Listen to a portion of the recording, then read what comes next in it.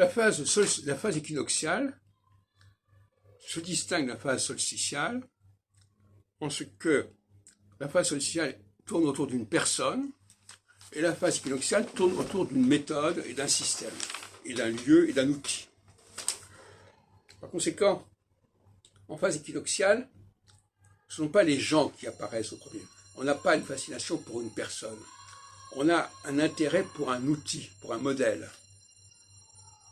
Par exemple, si on prend le cas de Jean-Pierre Nicolas, le système RET est un système qui a une existence essentiellement en phase équinoxiale. C'est-à-dire que là, on adhère à un outil et non pas à la personne de l'auteur, de Nicolas, etc. Il est important que pour un leader, à un moment donné, sa personnalité soit remplacée, soit prolongée par une méthode, et que l'on adhère à la méthode et plus à la personne.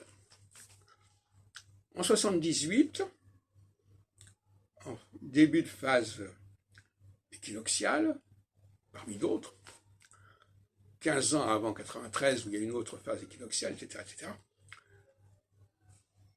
eh bien, j'ai créé le Centre Providence. C'est-à-dire que j'ai créé un lieu, qui existe toujours d'ailleurs, et donc c'est un lieu qui pouvait accueillir des gens très différents. C'est un contenant. Un lieu, c'est un contenant, c'est pas un contenu. Et la phase équinoxiale est plutôt dans le domaine du contenant que du contenu. Alors que la phase solsticiale est plutôt dans la phase du contenu. Et donc, j'ai également créé une maison d'édition, l'édition de la Grande Conjonction, avec le succès remarquable du traité de l'ordre en monde de Gabriel, qui a été un phénomène de librairie remarquable, qui m'a lancé dans le domaine de l'édition. Donc là aussi, c'est pas quelque chose qui est personnel. Une maison d'édition, tourne pas autour d'une seule personne.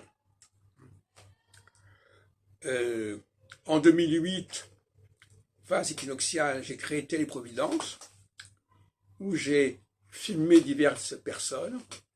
Et donc là aussi, l'outil allait au-delà de ma personne, voyez-vous.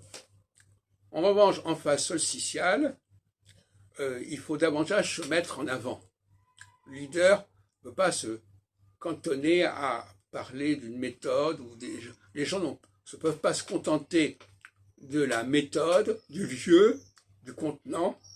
Ils ont besoin aussi de capter une personne, quelqu'un qui a des choses à dire. Et je donnais tout à l'heure l'exemple du café philo McDo.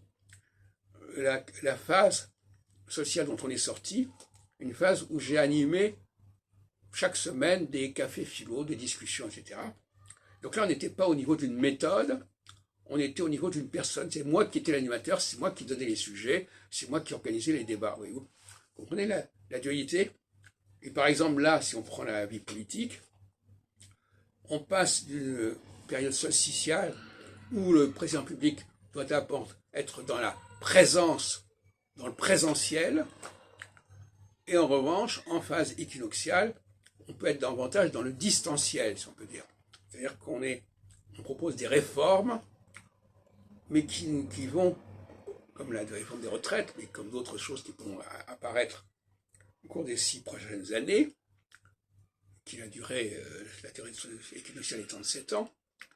Et donc, voyez-vous, il y a constamment un aller-retour entre la période solsticiale où il faut être vraiment présent, il faut avoir une présence, il faut avoir un charisme, il faut que les gens vous captent vous directement, comme ça a été en 75 le cas quand j'ai créé le mouvement astrologique unifié. Il y avait d'abord une présence. Et puis ensuite, on est passé à des phases équinoxiales où il y avait plutôt un lieu, une structure, et puis on repasse en phase solsticiale, et ainsi de suite.